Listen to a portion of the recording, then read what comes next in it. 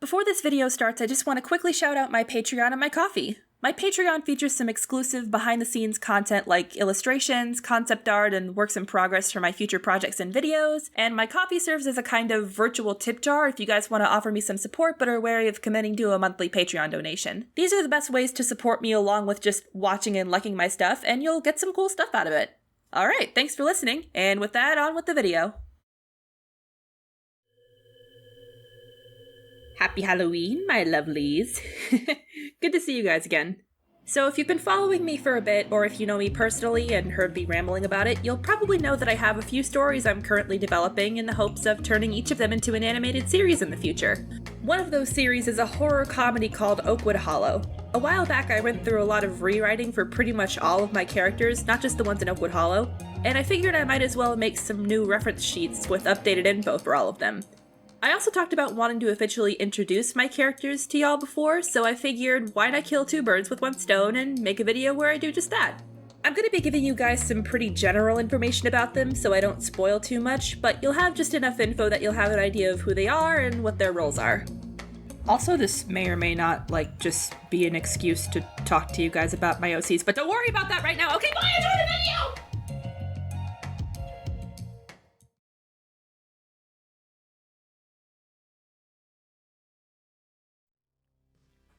So I first came up with the idea for Oakwood Hollow when I was about 18 or 19. I started with a group of 4 characters and a vague idea for the plot, and I've spent the past few years really doubling down and building their world and developing their story. It takes place in a world where ghosts and spirits are real, and it's an extremely rarely known fact that they're real. They're invisible to almost the entire world, but there are groups of individuals who have what I'm tentatively calling in this universe, the Sight. It's kind of a placeholder name for now, but what it means is there are people with this sight, who refer to each other as mediums, who can see and communicate with the dead. Additionally, a lot of these mediums have another specific type of psychic ability other than mediumship. That's where the main cast comes in. The story revolves around a group of teenagers who live in the fictional town of Oakwood Hollow, Pennsylvania, a once prosperous mining town that's now known for its ghost stories. These ghost stories are usually used for tourism, and unbeknownst to a lot of people, pretty much all of these stories are true. There are spirits lingering all around the town for a lot of different reasons, and the main characters basically go around town helping them cross over into the afterlife. This can involve doing things like helping them solve unfinished business, helping them figure out how they died, bringing their killers to justice, pretty much anything the ghost needs in order to get some sort of closure and sever its ties to the land of the living. So, up first is our protagonist. This is Carlos Ryan-Martínez. He grew up in Oakwood Hollow with his parents and his grandmother, Sylvia Martinez, who had immigrated to the States from Mexico so Carlos's mom could be born there. Sylvia is also a medium, which is where Carlos gets his abilities from. He's a pretty laid-back, go-with-the-flow kind of person. He can be pretty sarcastic and he tends to goof off a lot, and he has kind of a smart-aleck kind of sense of humor. He's not really scared of much just because he basically grew up seeing ghosts, but he knows to be careful around them. He still gets nervous about them sometimes, but he's only ever really scared of the spirits they're dealing with if they seem extremely dangerous. He's kind of short-tempered and has some trouble controlling his anger, and he used to get into fights pretty often as a kid. But these fights usually stemmed from defending kids from bullies or defending his friends or anyone who couldn't defend themselves. Despite how reckless he might seem, Carlos is really protective of his friends and family and anyone who can't defend themselves. If he sees someone getting picked on, whether he knows them or not, he won't hesitate to step in and put a stop to it. Like I mentioned before, along with their ability to see spirits, each of these characters have one additional psychic ability. In Carlos's case, he has psychometry, which means he can gain insight on an object or place with a connection to a spirit by touching something. So dragging his hand along a wall while walking down a hall would give him a vision of something happening there, or picking up a book would give him a vision of a now dead person reading it. His abuela is the reason he knows so much about the town's hauntings and history, and knows how to control his abilities, turning his vision off and on so he's not constantly seeing the past every time he touches anything. She was basically a guide for him throughout his childhood on figuring out his sight. For a long time, Carlos was pretty sure he and Sylvia were the only 2 people who knew there were ghosts in Oakwood Hollow, but that's until he meets someone new. The first medium that Carlos ever meets, aside from his abuela, is a girl named Maya Williams. They met when they were both really little, about 5 or 6 years old. To make a long story short of how they met, Maya's parents used to be regulars at Sylvia's tea shop. The shop started going under, so Mrs. Williams offered to buy the shop from her and turn it into a coffee shop while still keeping some of the old charm. Because of this, their parents would usually meet up at each other's houses to talk business and stuff, and baby Carlos saw baby Maya on the swing set all alone in his backyard one day. They basically clicked immediately and started playing with each other all the time, and they've been joint at the hip ever since. Maya's pretty similar to Carlos in a good number of ways. She's pretty laid back and calm. It usually takes a lot to stress her out, but she does try to approach things a little more cautiously than Carlos normally does. She's generally a kind of introverted person, but she still enjoys being around people every so often. A lot of her interests are pretty creative. She's super into illustration and carries a sketchbook everywhere. She's got some pretty extended knowledge of old animated movies. She likes buying earrings from independent artists and making her own. She's also a pretty big music lover. She plays the ukulele and she'll sometimes perform at the coffee place's open mic nights. She has a whole library of playlists for pretty much every occasion, and she likes making playlists for her friends as a way of showing them she cares about them. She's super family-oriented. She's got 2 younger brothers and an older brother who she really looks up to. She works as a barista in her mom's coffee shop, and she's super close with her dad, who's a rabbi at the town synagogue. Without going into too much detail, her dad actually had a huge hand in the first time she used her specific ability to help put a spirit to rest. Maya is able to use remote viewing to receive mental images of places or things from spirits. This could range from seeing something like a piece of jewelry the spirit used to wear while they were alive, or something like a bedroom they slept in, or the last place they remember being in before they died. These visions get stronger and stronger the closer Maya gets to whatever the vision entails, like a mental game of hot or cold. Her sketchbook comes into play with these visions too. She'll usually jot down sketches of whatever she sees to either grab those images and keep them in one place, or to show her friends so they know what they're looking for. Like Carlos, she's had these abilities since she was really little, and a lot of the kids they grew up around were less than kind when they caught wind of what they could see. Their classmates would often make fun of them because they didn't believe they could actually see ghosts, and they thought the 2 of them were really weird. The word freaks was the most common thing they heard when their classmates were talking to each other about them or directly to them. But Carlos and Maya still found some comfort in the fact that even though they were basically social outcasts, they still had each other to lean on. On to the next character. This last right here is Andi Maxwell, or Andi for short. Andi, her twin brother, and their mom moved to Oakwood Hollow at the start of the twins' sophomore year in high school. Not a lot of people moved to the Hollow. The only case would probably be if they were looking for mine work or something back in the day. But the Maxwell family had their own reasons. They used to live in San Francisco, but their lives ended up getting progressively worse after a tragic incident. Mrs. Maxwell was having trouble earning a living for them there, and the kids were getting bullied a lot, so they packed up and moved across the country to the Hollow to get a fresh start. In general, Andi's not really a big fan of people. It can be kinda hard to get to know them. This stems from them and their brother getting bullied a lot as kids, so she kinda just learned not to trust people. She generally hides how she's feeling, and it's not easy to get her to open up to others. But once she does have a connection with someone and she starts seeing them as a friend, she'll stick by them to the end. Andi likes having control over situations. They need things to be a certain way, they need to have order, and they need to have a very well thought out plan before they can even think about doing anything. If those plans start to go awry in some way, she'll start panicking and she just will not know what the hell to do with her damn self.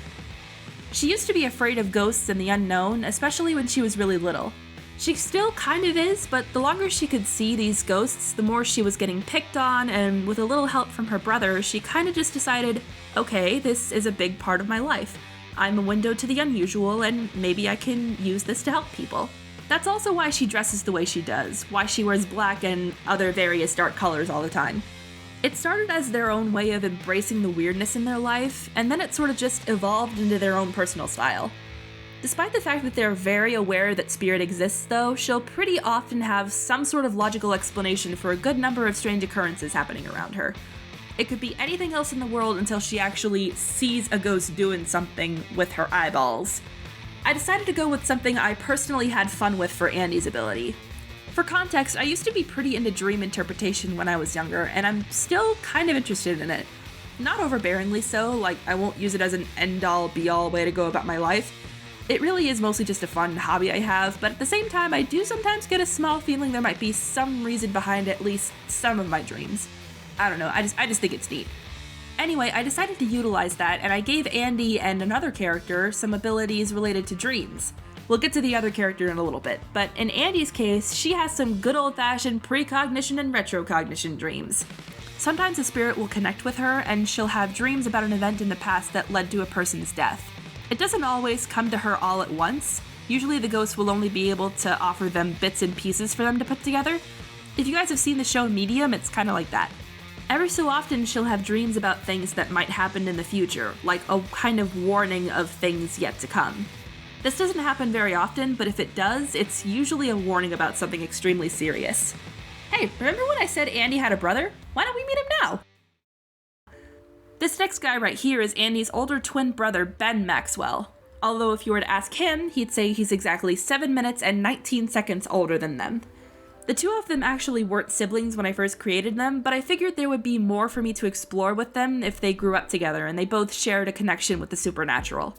When he was a kid, Ben took to the site pretty quickly. He was really fascinated by what he was able to see, and he was able to help Andi get more comfortable with her own site.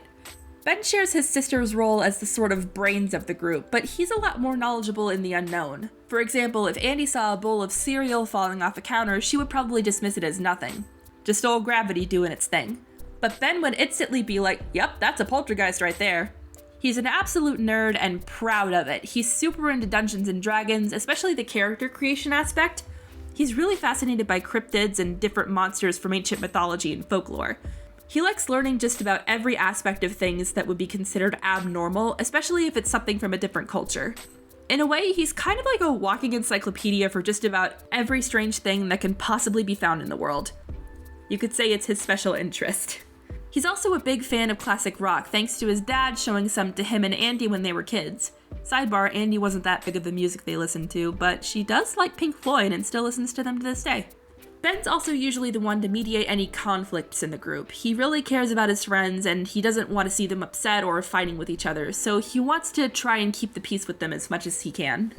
Ben's main ability actually has to do with a rule for spirits in the Oakwood Hollow universe. In this world, ghosts can't really speak coherently, and they don't have much of a voice anymore. They'll probably still be able to say a phrase or two at most, maybe offer a menacing giggle or something. But it takes a lot of energy for them to be able to say anything at all. And that's where Ben comes in. So what he can do is allow spirits to speak through him and return that missing link of communication through vocalization. He can sort of channel their energy through himself. The spirits can also use his arms and hands to point the group in a direction of something important, but they can't really use the lower half of Ben's body to walk around or anything. They're both essentially stuck in place until the spirit tells them what it needs and then leaves Ben's body. He knows how to maintain autonomy of his own body, and he can eject the spirit if he needs to, but I do have some ideas floating around in my head of a conflict with a particularly powerful spirit trying to take hold of him, and the two of them ending up fighting for control. The series is still very early in development, and I'm very much still in the process of throwing things at the wall and seeing what sticks, but I think that would be a pretty interesting aspect of Ben to explore in the future. This is also around the part where I made the decision to backtrack and draw out the character's eyes. That's an aspect of design I need to work on. For the longest time, I'd usually just end up zooming in super hard on a character's face to pick out the color of their eyes. I need to work on taking more time to make the smaller details a little easier for me to reference. Work smarter, not harder, and all that. So, back to the characters. That pretty much does it for the quote-unquote main four. These were the guys I had the longest in the story anyway. But there are a couple more important dudes I'd like you guys to meet. By the time the second arc/season rolls around, the gang meets a couple more friends who have the site like they do. I created these two back in 2022, and if I'm being honest, I got super attached to both of them really quickly. The first of the two here being a girl named Naomi Yamada. She grew up in Oakwood Hollow like Carlos and Maya had, but she never really got the chance to get to know them until they all got to high school. By that point, she knew the two of them had psychic abilities like her, but she hadn't really worked up the courage to introduce herself. Ben makes friends with her a little further into the series, and it doesn't take too long for her to warm up to the rest of the group. Naomi comes from a pretty well-off family that's very heavily involved in the Hollow's politics. In terms of her personality, Naomi is pretty quiet and reserved. Like the rest of the group, she was bullied because of her ability to see ghosts, and a lot of kids thought she was weird at first. It didn't help that her family never really believed her when she tried to tell them about the things she saw. Eventually, she just kind of learned to stay quiet and hide parts of herself from everyone else, including her sight, to keep herself from getting picked on. It got to the point where she eventually ended up hanging out with the mean girls crowd to avoid being made fun of. Her family status had a hand in her falling into that crowd too, so I'm sure you can imagine she doesn't exactly have the most genuine friends. She opens up a lot more the closer you are to her, which is what happens when Ben befriends her. A lot of her interests are pretty nerdy, which is how the two of them initially bonded. She's pretty into podcasts about folklore, urban legends, and ghost stories. She's a major bookworm, and she's super into a lot of sci-fi and fantasy novels, and she absolutely loves writing more than anything in the world. I actually had a hard time figuring out what I wanted for Naomi's ability, but I eventually landed on something I liked. I mentioned a bit ago that someone else had a dream-related ability like Andi. That's Naomi. Unlike Andi, though, who's the main subject of her dreams and has everything happen to her, Naomi can enter other people's dreams and interact with the world around her and the person's head by proxy. For example, if the gang were trying to figure out how a spirit died and their living loved ones were having trouble remembering details about them, Naomi would be able to help the person look around their dreams while they were asleep. She can help them look through memories or fragments of what they can remember, and they'd literally be able to interact with what they're dreaming about to find a deeper meaning and get some clues. There are a couple of rules to this, though. First off, both Naomi and the other person have to be asleep, of course.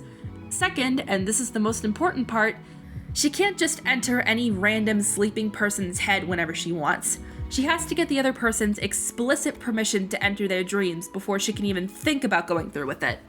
I also feel like she wouldn't really want to try doing that without permission anyway, either because she wants to respect other people's boundaries or because she probably wouldn't want to see inside the heads of, like, a murderer or something if that's what the group were investigating. And last but certainly not least, we've got Robin Santos, another newcomer to Oakwood Hollow. Like I mentioned with the twins, it's pretty rare that people move there, but Robin ended up moving to the Hollow with her dad and sister from Pittsburgh after her parents divorced. I haven't quite figured out the specifics of why they chose to move to the Hollow just yet. In fact, it might be a bit of a spoiler, but what I am certain of is that Robin is much happier living in Oakwood Hollow. In general, Robin has a sort of devil-may-care attitude. She can be pretty unpredictable and impulsive, and she speaks her mind a lot, whether or not it's necessarily appropriate, and it sometimes gets her into trouble and can turn people away from her. At the end of the day, though, they do have good intentions. She's incredibly loyal to the people she loves, and she will fight for them at the drop of a hat. He's also extremely determined. Like, once he has a goal in mind, he won't stop until he accomplishes it. They love roller skating to the point where that's pretty much how they get everywhere. Like, their skates are glued to their feet. She works with Maya as a barista in Mrs. Williams' coffee shop by the time season 2 rolls around. She's also gender fluid, which you might have guessed by the way I've been referring to her. Most of the time she identifies as female, sometimes he identifies as male, and every so often they identify as neither. To make it a little easier for the people around her, and also for the viewers, Robin's got a few different colored scrunchies that she wears around her wrist to indicate which pronouns she prefers they use. Pink for she, her, blue for he, him, and yellow for they, them. Robin's sight as a whole is pretty different than the rest of the group. She can't actually see spirits very well. Like, the rest of her friends could be looking at a full-bodied apparition and see them as clear as day, but Robin would just see, like, a person-shaped blob or a shadow. Like a very, very vague shadow. Like Naomi, Robin also hid their abilities growing up, but in Robin's case, it ultimately affected how they were able to see spirits at all. However, he does have the ability to detect energy of both people and spirits with all of her other senses except for sight. This normally comes in the form of feeling cold chills or hot flashes or like a warm and comforting feeling whenever a ghost is nearby, and this could have to do with whether or not it's a benevolent or a malevolent spirit. Because ghosts can't speak very clearly anyway, the others might have trouble being able to hear a spirit calling out to them. But to Robin, a hidden ghost who's trying to communicate might sound like a TV static or radio static until it reveals itself. And she can follow the sound to try and find it while Maya follows the pictures in her head. Robin's also able to smell when a ghost is hidden somewhere close by. Have you guys ever had moments where you're walking outside and like once in a blue moon you'll find this kind of strange smell, like fresh laundry or a campfire or something cooking, even though you know for a fact there's no campfire anywhere around you?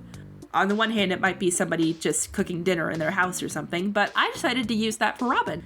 He can smell spirits who are usually out of sight, and the smell gets stronger the closer he gets to them, so it would be very vital if she were with them and they were all hunting for a very particularly well-hidden ghost.